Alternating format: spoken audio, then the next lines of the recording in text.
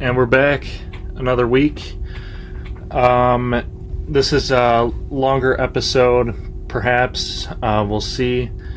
This is covering from July 15th to the 31st. Per normal, I got some music for you right here that I've been listening to that's gotten me through my week. I've had a lot going on, so that's where we're getting a bulk episode today. In terms of finances, the expenses got to $2,600, exceeding our income. So this is something where we just got to look at finances going forward. It was cool to track it for July, so now we have that going into August. I paid off this credit card in full, so I got 2 of my 4 cards paid off. And these are a list of my stocks before I sold them. I made a really good investment on Meta Platforms, where I only held 1.8 shares, and it was almost $1,000.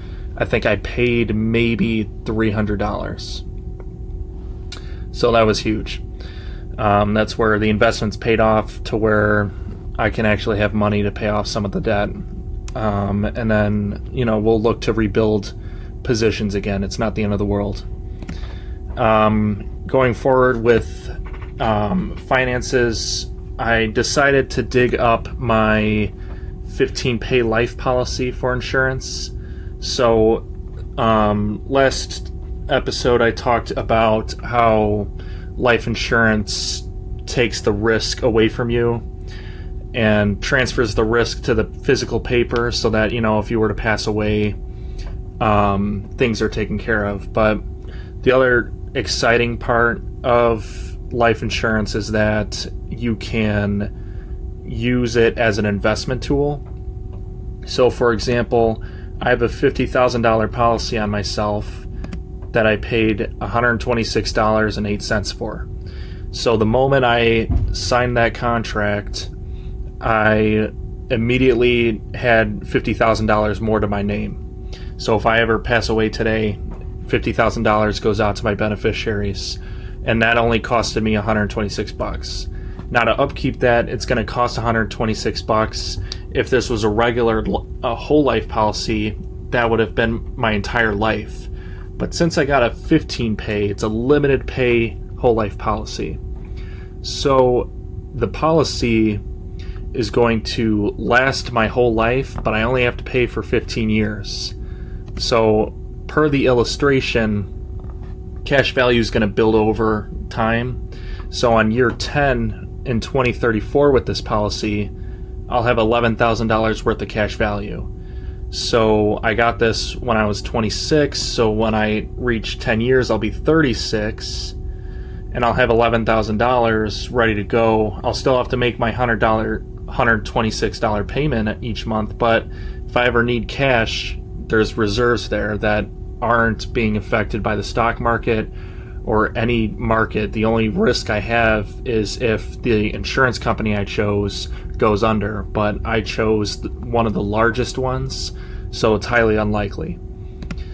And then in year 15, which was the main goal to look at, was that I would have $19,000 worth of cash value in the policy in 2039, having only put in $22,000 into the policy. So there's a bit of a gap of around $3,000 difference of me putting it in versus the cash value. But at this point, it'll be January of 2039, and I won't have to make another premium payment on this policy again.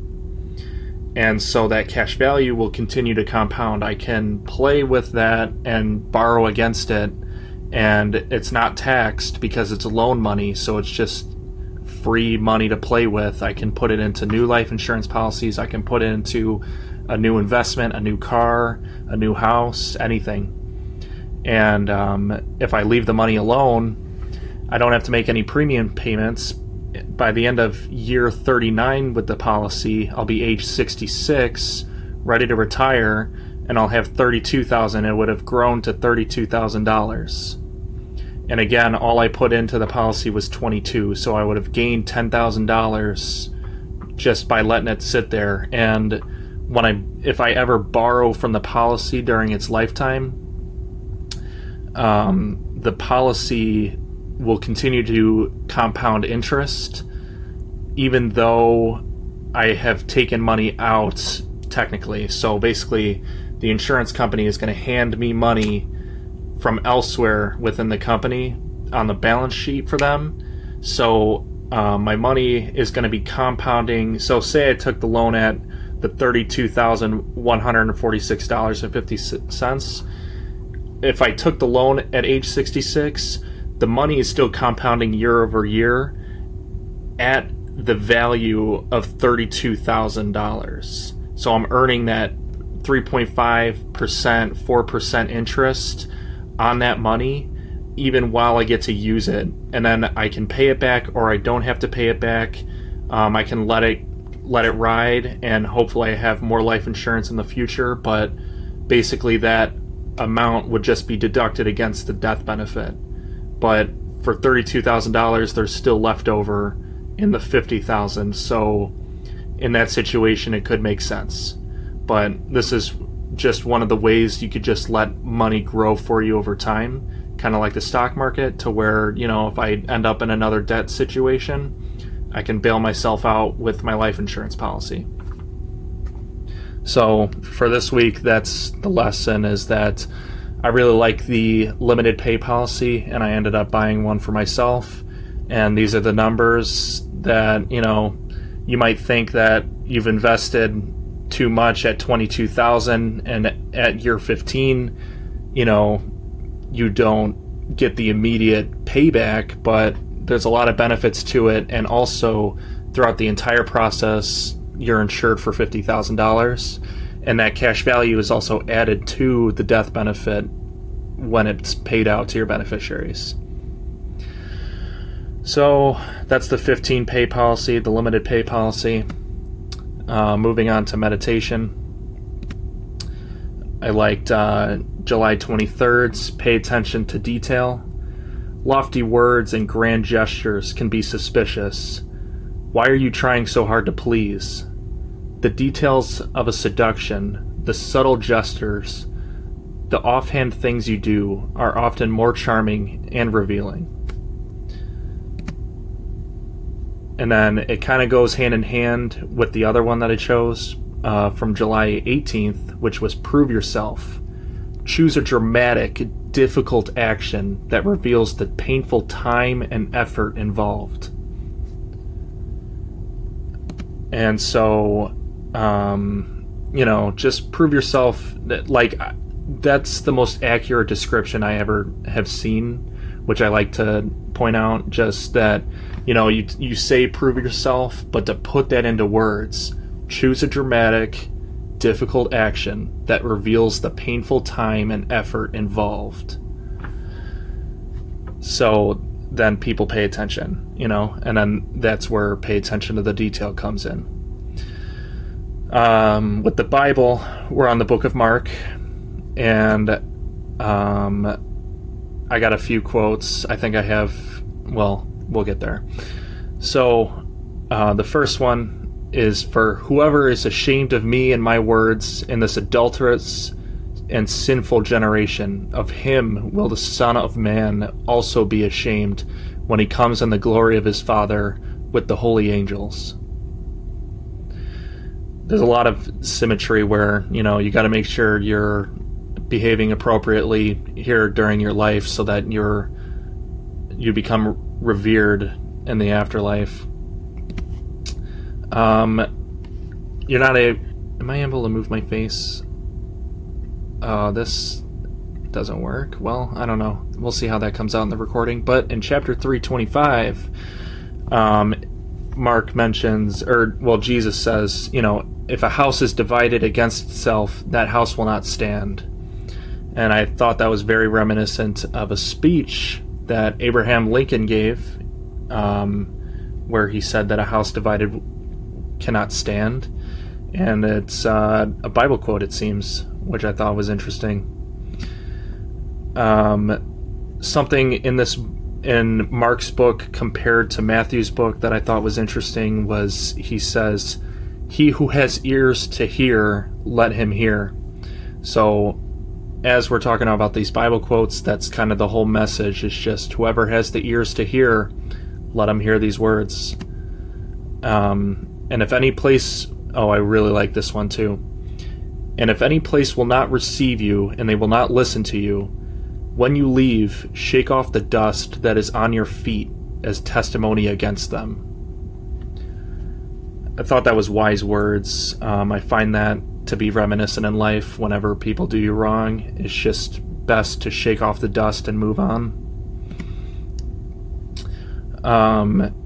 And then this was another interesting one where he's talking to the Pharisees, and Jesus is talking to the Pharisees, and he's telling them that you leave the commandment of God and hold to the tradition of men, saying that, you give in to what everybody else cares about rather than, the commandment of God of what is important in life.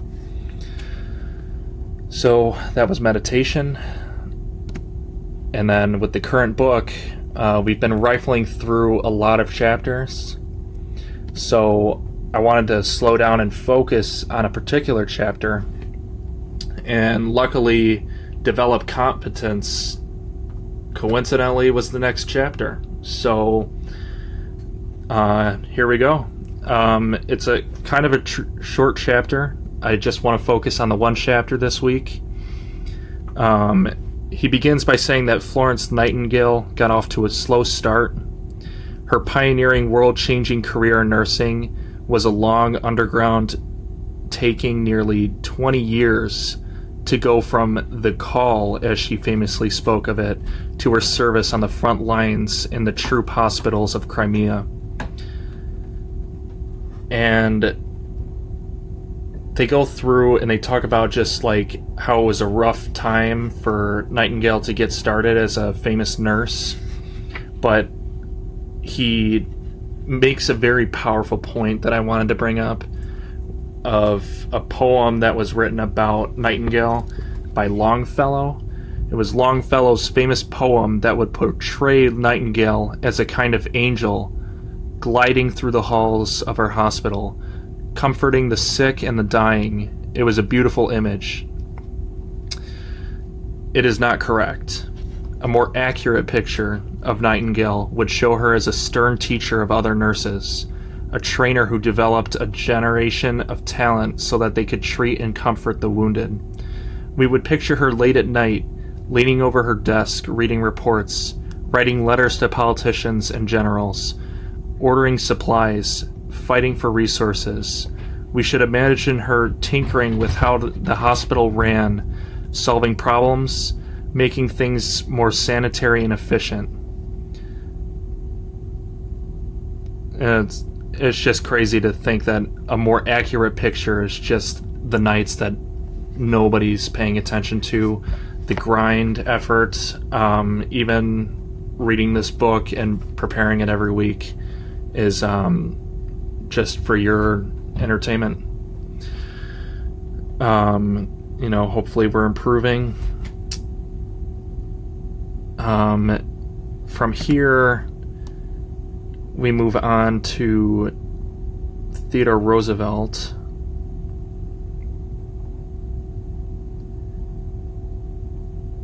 And he mentions, can you be that person, someone competent, someone who approaches justice not as an idea, but as a craft, as an occupation to always be getting better at? Competence is not a birthright, nor does it automatically attend a cause just because the cause is right. Compassion is necessary, but not sufficient in the pursuit of justice. Courage and discipline, too, are necessary, but pointless without aptitude.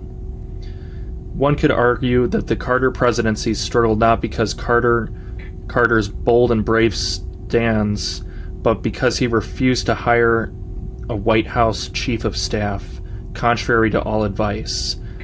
He was a good man, but he had trouble managing all the demands of his time and attention. The sociologist and philosopher Mark Weber once described political change as a slow, boring, of hard boards. Pragmaticism is competence. So is determination and delegation. Competence is competence, and there is no substitute for it. It took Nightingale years to understand the problem she was trying to solve, but then years more to fight through the resistance and obstacles in order to implement those solutions. And then after that came the life and death difficulties of treating the wounded patients in a war zone. But that's how it goes. It's not for the faint of heart, it's not for the inept either. Think of Truman. The Marshall Plan was not just brilliantly named after Marshall to give his political opposition cover to vote for it. He then made sure the money and aid was also offered to the Soviet countries, which all declined, but it was undetermined any communist argument that the plan was self-interested. Oh, I want to get to this part. The honesty was not enough. Here we go. So, basically,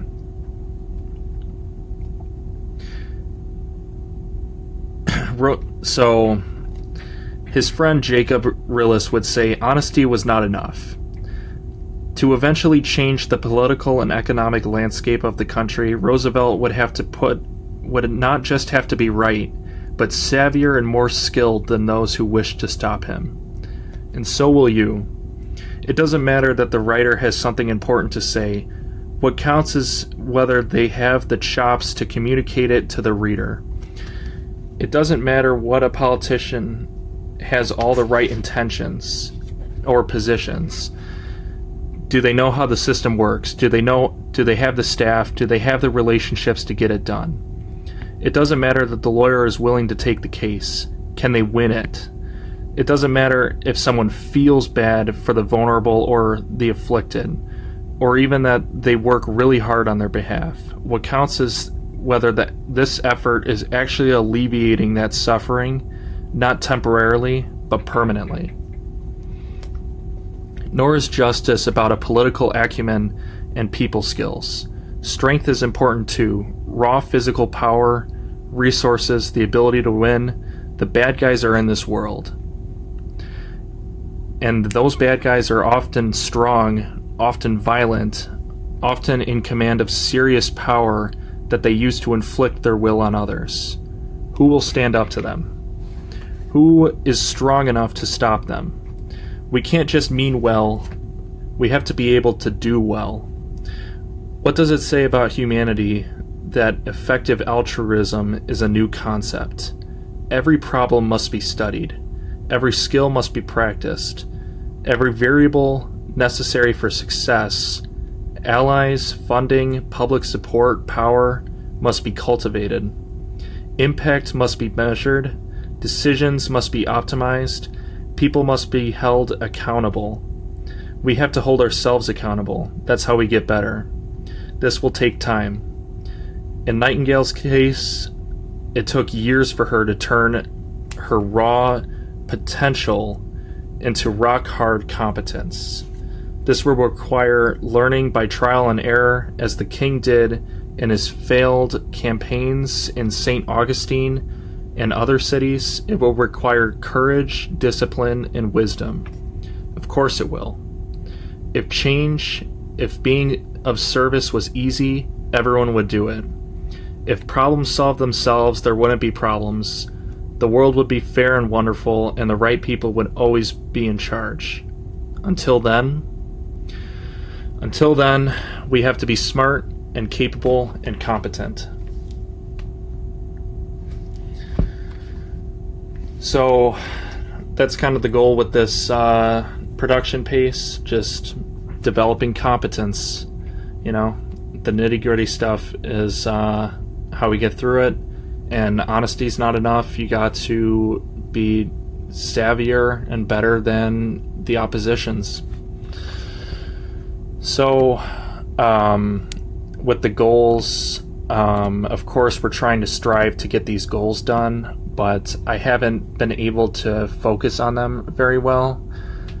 But that's where this new slide, because we're always getting better, that's as a give yourself credit slide, because in the midst of all of our goals, you know, at the end of the day, we got our rocks, sand, and pebbles over there in the corner.